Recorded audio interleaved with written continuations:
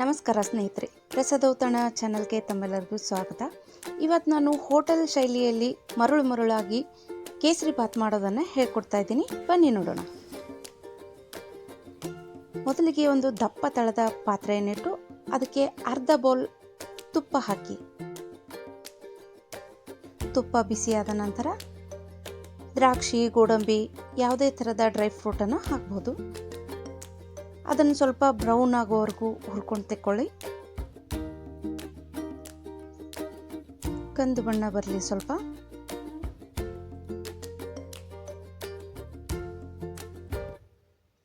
ಮನೆಯಲ್ಲಿ ಯಾವುದು dry fruit ಇರುತ್ತೋ ಅದನ್ನು ಹಾಕಿದ್ರೂ ಪರವಾಗಿಲ್ಲ.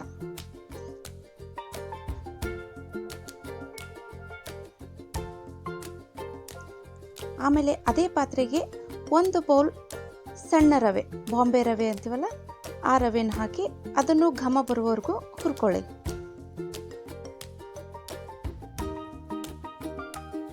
ನೋಡಿ, ಈ ರೀತಿ ಸ್ವಲ್ಪ ಬ್ರೌನ್ ಆಗಿ ಕಲರ್ ಬರಲಿ.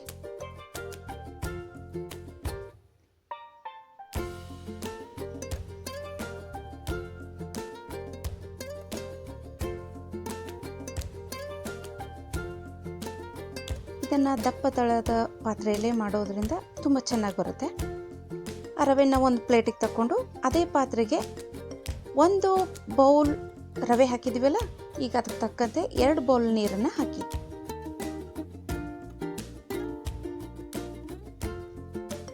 ನೀರು ಕುದಿ ಬರೋ ಹೊತ್ತಿಗೆ ನಿಮಗೆ ಯಾವ ಥರ ಎಸೆನ್ಸ್ ಇಷ್ಟನೋ, ಫ್ಲೇವರ್ಸ್ ಇಷ್ಟನೋ ಅದೇ ಥರದ್ದು. ನನ್ನ ಹತ್ರ ಪೈನಾಪಲ್ಲು, ಆ್ಯಪಲ್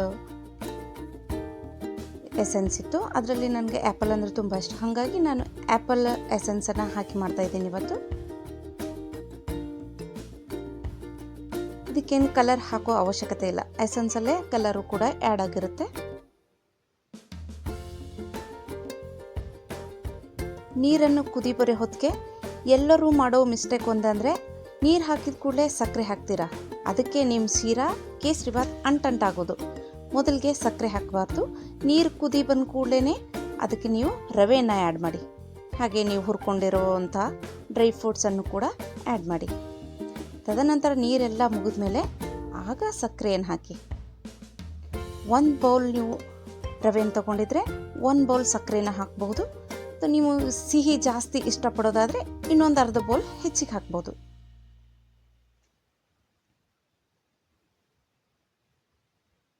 ಈಗ ಗ್ಯಾಸ್ ಸ್ಟವನ್ನು ಸಿಮ್ನಲ್ಲಿಟ್ಟು ಮೇಲೆ ಮುಚ್ಚಿ 5 ನಿಮಿಷ ವೇಟ್ ಮಾಡಿ.